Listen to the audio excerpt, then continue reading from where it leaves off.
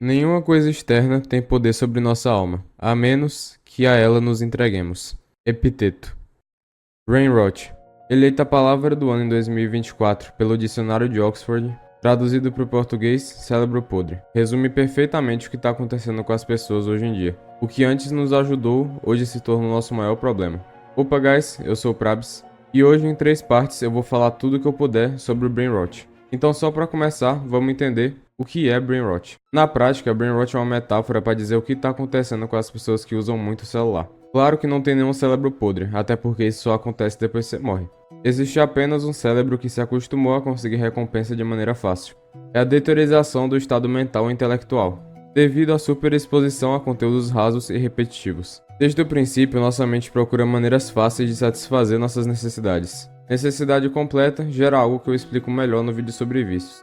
Mas eu posso dizer de novo, a dopamina. O cérebro é naturalmente programado para economizar energia. E quando você dá uma dose desse neurotransmissor, a dopamina, de uma maneira fácil e rápida, por exemplo, curtindo algum vídeo, o cérebro se torna mal acostumado. E ele pensa, prazer sem esforço? Tá ótimo então. Isso bagunça todo o seu sistema dopaminérgico. No caso, o sistema de recompensa. O problema é que as redes sociais estão fazendo muitos trocarem a real dopamina. O que no caso são treino, estudo, esporte, comer, socializar e fazer um amorzinho. Trocando tudo isso por simplesmente ficar scrollando uma tela o dia todo. Isso tem muitas consequências na vida das pessoas. E é isso que vai nos levar para a próxima parte do vídeo. Todo vício é uma substituição para a falta de sentido na vida. Carl Jung.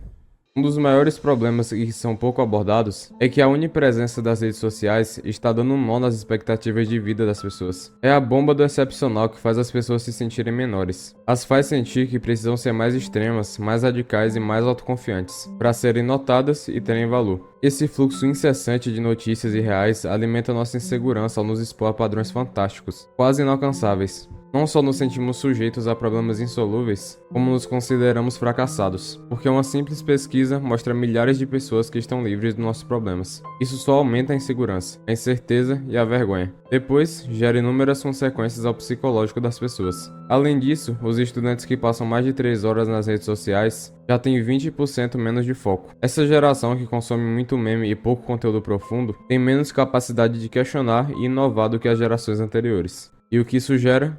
Desintegração da criatividade. Tem muito jovem relatando bloqueio criativo e falta de ideias. Tudo porque não conseguem desligar o cérebro da poluição digital. Chega a criança e me mostra um tralaleiro, tralalá, sei lá que porra é essa, velho. O Brain rot é um dos maiores fatores que está causando essa epidemia mental. Estudos mostram que ele está ligado com ansiedade, depressão, FOMO, que é o medo de perder algo quando sai do celular, e até o cyberbullying. A gente já tem 20% dos adolescentes que relatam problemas de saúde mental, fora os que estão quietos. Esse é um problema coletivo, com a galera sem paciência para consumir coisas que realmente agregam.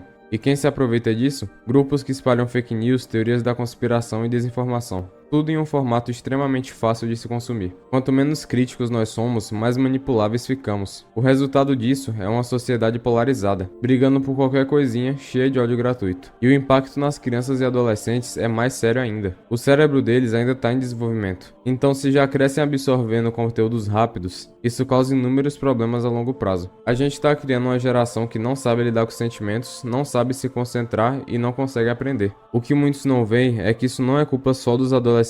Pais superprotetores também são um problema sério. Eu entendo que o mundo está extremamente perigoso, mas criar um ser humano dentro de um aquário só vai fazer mal para ele. Muitas vezes gera indivíduos absolutamente incapazes de lidar com os problemas da vida adulta real. Isso gera pessoas que se isolam tendo poucos amigos. E para onde eles vão? Para as redes sociais, o uso extremo e excessivo de celular. E é o lugar onde os pais menos se importam de ver o que seus filhos estão fazendo. Uma geração atomizada formada por pais incompetentes que deixaram a responsabilidade de criar seus filhos para a internet. Pense em uma criança de 10 anos que usa muito o celular e cai em um site de pornografia, por exemplo. Se isso é prejudicial para os adultos, imagina para as crianças. O córtex pré-frontal que ainda está em formação, moldado para conteúdos curtos. Dando uma colher de chá para os pais, essa é a primeira vez que isso acontece, mas os dados que já foram coletados são assustadores. A baixa socialização dessa geração é um fenômeno que vem acontecendo há mais de uma década, mas eu vou resumir as informações para vocês. Segundo os dados coletados pela CDC nos Estados Unidos, entre jovens de 13 a 24 anos, 57% das mulheres e 29% dos homens sentiram recorrentemente tristeza em 2021. 10 anos antes, esses valores eram de 36% e 21%.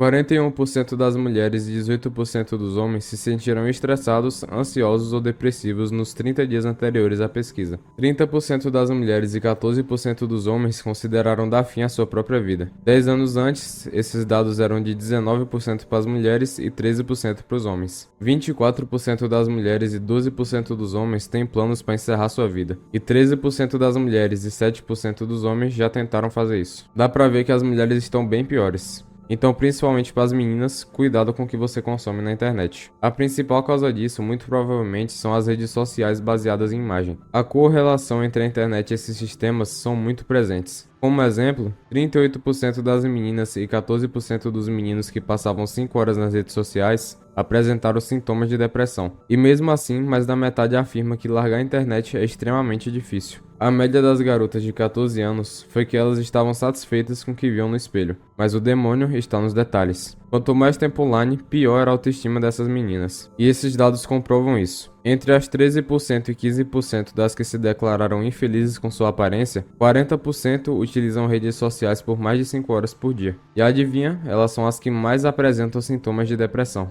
Nos adolescentes, a parte do cérebro que desenvolve as emoções se desenvolve muito mais rápido do que a que processa o pensamento lógico. Como eu disse antes, essa exposição leva a inúmeros problemas. E juntando tudo que eu falei até agora, eu te pergunto, você acha que eu passei do ponto ou que eu sou exagerado? Então toma mais um dado para você. O suicídio se tornou a segunda maior causa de morte entre os jovens de 15 a 23 anos.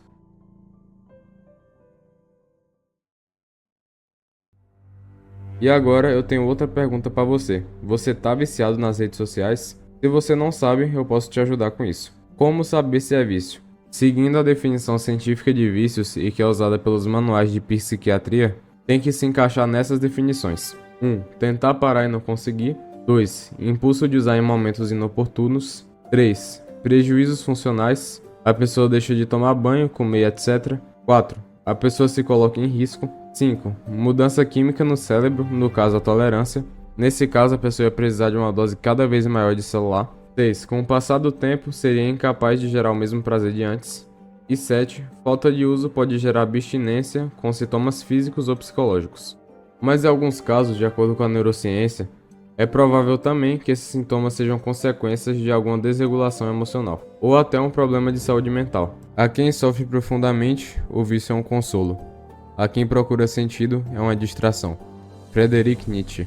Às vezes a pessoa vê as redes sociais como uma maneira de fugir do seu dia a dia. Às vezes o celular é apenas um sinal do que tem de errado. Os cientistas estão trabalhando com 2 termos atualmente. Eles são nomofobia, uma espécie de medo de ficar sem o celular. Isso existe e já está sendo estudado. O segundo é o uso problemático das redes sociais, que engloba tudo o que eu disse antes. Ao gastar todo o seu tempo livre no celular, você deixa de desenvolver habilidades muito importantes. E isso causa consequências, como a socialização que eu disse antes, ficar sedentário e, além de tudo que eu já falei, ficar sem comer, dormir menos e negligenciar sua higiene pessoal. De acordo com o TIC Kids 2024, 18% dos jovens brasileiros de 15 a 17 anos já deixaram de comer ou de dormir para ficar na internet. E eu já passei por isso. Mais ou menos lá para os meus 12 anos, no final da pandemia, nas férias ou até mesmo nas aulas online, eu deixava de comer para ficar jogando. E eu só não deixava de dormir porque meus pais não deixavam. Eu era gordo e grande parte do meu peso eu perdi assim. Foi uma forma horrível e pouco saudável de perder peso, mas pelo menos eu tinha perdido um pezinho. Quando eu era viciado em jogos, isso me afetava diretamente, ao ponto de eu bater minha cabeça na parede quando eu tirava meu celular ou PC de mim. Graças a Deus e ao meu esforço pessoal, eu me livrei disso. E não entenda mal, jogos não são um problema. Tanto é que eu nunca parei de jogar, até hoje eu jogo. O problema é quando você deixa o vício te dominar de tal maneira que você chega a fazer essas coisas absurdas. Eu lidei com isso do meu jeito, então você deve tentar também. Afinal, vai ser bom pra você. E de novo, antes que venham reclamar, o problema não são os jogos, e sim o vício. Afinal, pesquisas já mostram que jogos podem te ajudar a melhorar o foco e a capacidade de resolução de problemas. Bom, se você ainda não entendeu o problema de tudo isso, você é o produto, não a rede social. Essa foi a primeira geração que cresceu conectada à rede internacional de computadores. Antes era tudo mais restrito. Para usar as redes sociais, você necessariamente precisava de um PC. Havia uma diferença clara entre o que era a internet e a vida real. Essa distinção simplesmente não existe mais. Nós somos cobaias em um experimento sem precedentes da história humana, onde grupos conseguem implantar informações e gostos na cabeça de milhares de jovens sem que eles sequer se deem conta. Isso soa conspiracionista para você? Esse é só o modelo de negócios das redes sociais modernas. Sean Parker, fundador do Napster e ex-presidente do Facebook, falou em um evento de 2017 sobre o processo de criação do Facebook e suas consequências. I don't know if I really understood the consequences of what I was saying because the unintended consequences of a network when it grows to 1 billion or 2 billion people, it literally changes your relationship with society, with each other, probably interferes with productivity in weird ways. God only knows what it's doing to our children's brains. If the thought process that went into building these applications, Facebook being the first of them, to really understand it, that thought process was all about how do we consume as much of your time and conscious attention as possible. And that means that we need to sort of give you a little dopamine hit every once in a while because someone liked or commented on a photo or a post or whatever. And that's going to get you to contribute more content, and that's going to get you more likes and comments. And it's a social validation feedback loop. It's exactly the kind of thing that a hacker like myself would come up with because you're exploiting a vulnerability in human psychology. I think the inventors, it's me, it's Mark, it's the, Kevin Systrom at Instagram, it's all of these people, understood this consciously.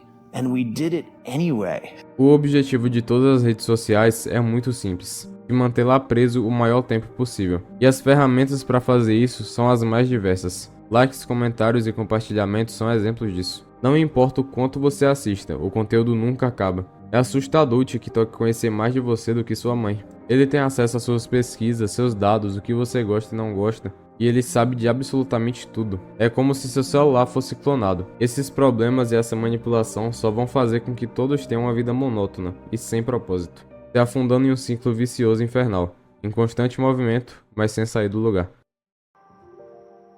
Mas calma, ainda tem um jeito. Vamos lá, se eu me livrei, então você também pode. Vou te ensinar em 7 passos simples como se livrar do brain rot e tomar controle da sua mente de volta. Primeiro, regra dos 30 minutos. Deixe seu celular longe de você por meia hora e faça algo que desafie seu cérebro, como aprender algo novo ou ler um livro. Segundo, desative as notificações do seu celular. Você tem que decidir quando vai usá-lo, porque cada notificação é um convite ao vício. Pesquisas apontam que as pessoas recebem em média 150 notificações por dia. E como eu disse, cada notificação é um gatilho para ir pro vício. Terceiro, faça um consumo consciente. Resumindo, se controle. Quarto, mapeie o tempo que você fica nas telas. Você pode usar inúmeras maneiras para fazer isso, como por exemplo o Pomodoro Timer. Quinto, é impossível se livrar de uma vez, então tenha horários para mexer no celular, e vai diminuindo o tempo. Sexto, deixe o celular em outro cômodo. Longe de você, não tem como ele te afetar. Sétimo, tenha hobbies. Uma das coisas que mais me ajudou foi ter outras coisas para fazer. Por exemplo, academia, andar de bike, boxe, etc. Bom, eu só usei algumas dessas técnicas, mas espero ter te ajudado. E se o negócio estiver muito sério, procure ajuda. Enfim, eu poderia passar muito tempo falando disso. Com certeza eu vou fazer mais vídeos sobre isso, assim como o próximo vídeo do amor também tá chegando. Galera, muito obrigado a quem acompanhou até aqui. Tamo junto, é nóis.